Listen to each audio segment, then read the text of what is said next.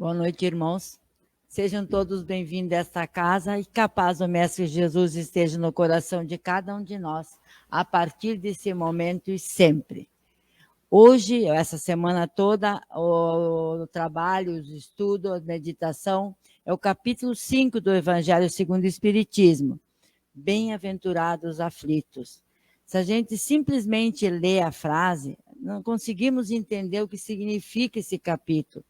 Bem-aventurados os que choram, porque serão consolados. Bem-aventurados que têm fome e sede de justiça, porque também serão consolados. Bem-aventurados que sofrem perseguição por amor à justiça, porque é deles o reino dos céus. Então a gente se pergunta, esse capítulo, antes de começar, eu vou ficar nos dois primeiros subtítulos, é um capítulo que me despertou para o Espiritismo. Eu tenho maior carinho por esse capítulo, porque através dele que eu tive tantas perguntas, e eu estudei e fui pesquisar as perguntas, e graças ao seu Jorge, que não está mais entre nós, o seu Jorge de Franz, que eu sempre disse que foi um pai, na parte do mestre, um pai para cada um de nós, eu disse para ele, eu fui estudar dentro do Evangelho, do Livro dos Espíritos, daí eu disse... ele não gostava que a gente chamasse de doutor, né? Doutor, mas eu tinha umas dúvidas, agora eu tenho 1000 dúvidas, eu disse para ele, agora eu tenho 1000 dúvidas. Ele disse, bom, agora você pega uma a uma e vai procurar a resposta. Uma coisa eu tenho para dizer para vocês, estou procurando até hoje, não achei todas ainda. Pretendo, antes de partir lá para cima, encontrar mais. Mas vamos lá, justiça das aflições. A gente olha... tudo é difícil de compreender aquele amor que o Cristo trouxe para nós, prometendo a alegria de viver, a sintonia, aquela paz interior, a paz entre os irmãos. E daí a gente começa a verificar ao redor e a gente vê que quanta coisa triste tem. E nesse capítulo, como eu disse, que me despertou para o Espiritismo, eu sofri com aquilo que eu via. Uma pessoa deficiente, uma pessoa com problema de visão, uma pessoa com uma doença incurável, uma família que perdia um ente querido, ou uma criança, ou alguém da família que tinha uma doença muito grave. Esse sofrimento todo mexia comigo.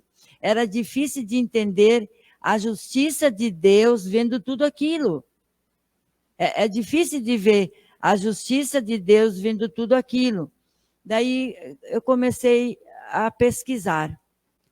Quando eu entrei para a doutrina espírita, que eu comecei a verificar realmente o que significava cada situação, gente, isso dá uma paz na alma da gente, dá uma tranquilidade, a gente consegue auxiliar melhor o irmão que está passando por dificuldade, sem ser afetado, né? Porque a gente sabe que as consequências podem ser dessa existência, porque mais ou menos 90% do que nós sofremos hoje é atitudes mal tomadas nossas. Mas pode vir situações de vidas passadas, que ferimos alguém, que nós estamos resgatando aquilo que nós fizemos, que prejudicou um irmão, prejudicou uma família, uma comunidade. Então, é isso que a gente veio resgatar. E a doutrina espírita, ela que traz essas respostas para a gente. Que Deus é justo, é maravilhoso, e se Ele é justo e maravilhoso, a causa do nosso sofrimento também é justa. Nós sofremos pela orgulho, pela vaidade, pelos excessos de comer, beber, de festas, sofremos pelo excesso de trabalho. Quantas pessoas ficam doentes por trabalhar demais, né? Então, não tem como culpar a Deus, ou a comunidade, ou os parentes, ou os vizinhos, por aquilo que nós estamos passando. Tudo aquilo que nós estamos passando agora é consequência de nossas atitudes passadas, nessa existência ou noutras existências. Então, é preciso que a gente comece a analisar aonde está a nossa dor, aonde está o nosso sofrimento, da onde vem essa dor, da onde vem esse sofrimento, para que a gente possa trabalhar isso, para que a gente possa, no futuro, para outra existência, ter menos resgate. Aqui, então, eu vou fazer uma paradinha primeiro de continuar no segundo item. Eu sempre gosto de contar uma historinha, porque uma historinha faz com que a gente grave bem a situação. Existia um baita empresário com uma grande indústria, e daí ele tinha um funcionário que às quintas-feiras ele chegava atrasado ao serviço. E ele mandou chamar a atenção o coordenador do setor. Outra quinta-feira o funcionário chegou atrasado ao serviço, ele chamou a atenção de novo. Não adiantou. Daí, o dia do pagamento, ele disse, manda o funcionário para o meu gabinete. O funcionário chegou na frente do patrão, pediu licença, sentou e ele disse, você sabe que você está chegando, está atrasado todas as quintas-feiras? Porque ele era bem durão. Sim, ele disse, eu sei. E eu vou lhe descontar todas essas horas de trabalho que você não trabalhou. Tá bom, ele disse. E se você faltar mais ainda algumas vezes, você vai perder o seu trabalho, você vai perder o seu emprego, porque aqui não tem esse de ser diferente dos outros. Foi. Só que o patrão, além de bem durão, ele era caridoso, ele tinha dentro dele aquela sede de justiça. Passou um mês, o funcionário continuou chegando atrasado todas as quintas-feiras. Ele já entrou de cabeça baixa, se colocou do lado do balcão e o patrão se colocou para trás também da mesa dele.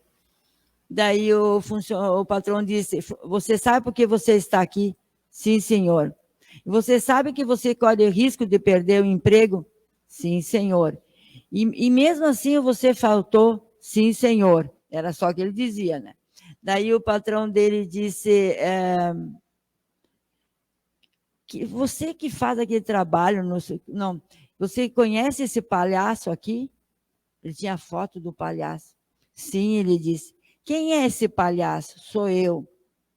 Que trabalho esse palhaço faz todas as quintas-feiras no hospital? Eu alegro as crianças. E você sabe das crianças que existem lá, que tem a criança tudo com problema do câncer? Sim, ele disse. E o fulano de tal, essa criança, ele disse, é um doce esse menino. Esse menino eu adoro, é um doce. Eu chego na porta e já me recebe com muita alegria. Daí o patrão disse, pois é, esse menino é meu filho.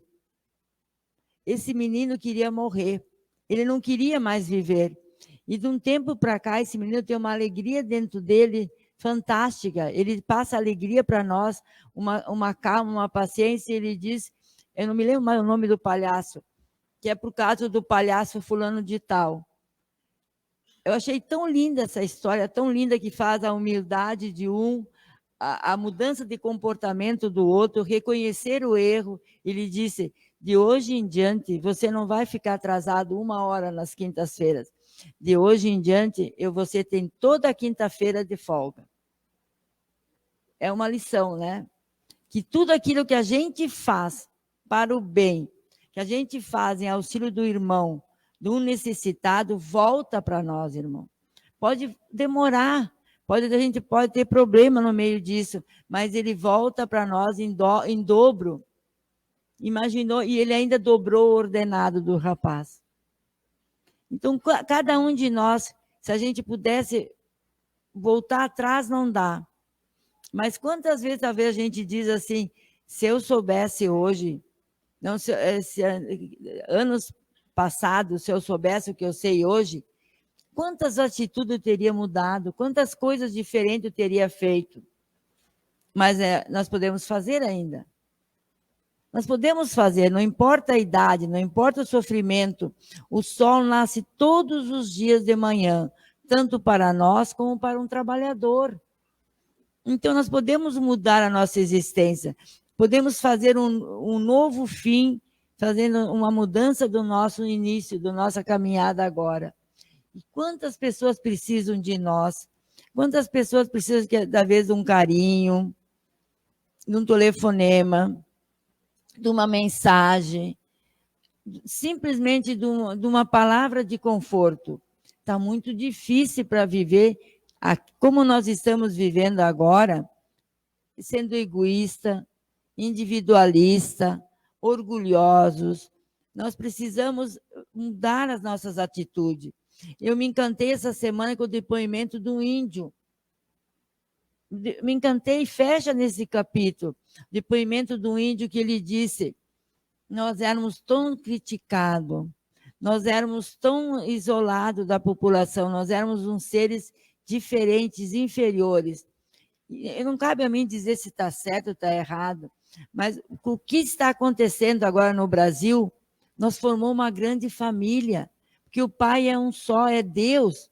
Agora, o branco, o moreno, o índio, é uma única família, uma família só. Nós estamos nos entendendo melhor. Será que, às vezes, a dificuldade que nós temos não é para despertar o nosso lado bom? Que a gente nota que depois do vírus também, quantas mudanças houve de comportamento, quantas pessoas mudaram, a gente também mudou, porque a gente descobriu dentro de nós uma força invisível que a gente não sabia.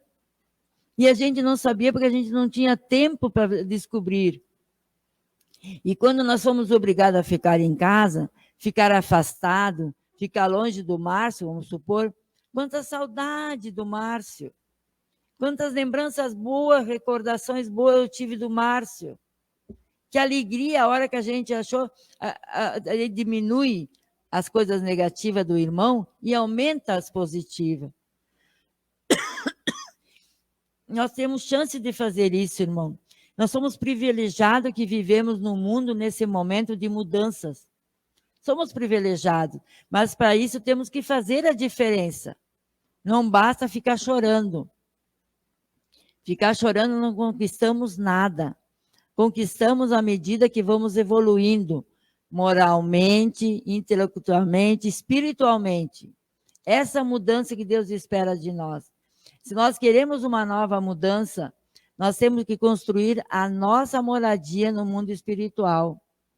E essa moradia se constrói a cada tijolinho, a cada atitude nossa, a cada momento e a cada coisas boas que a gente faz.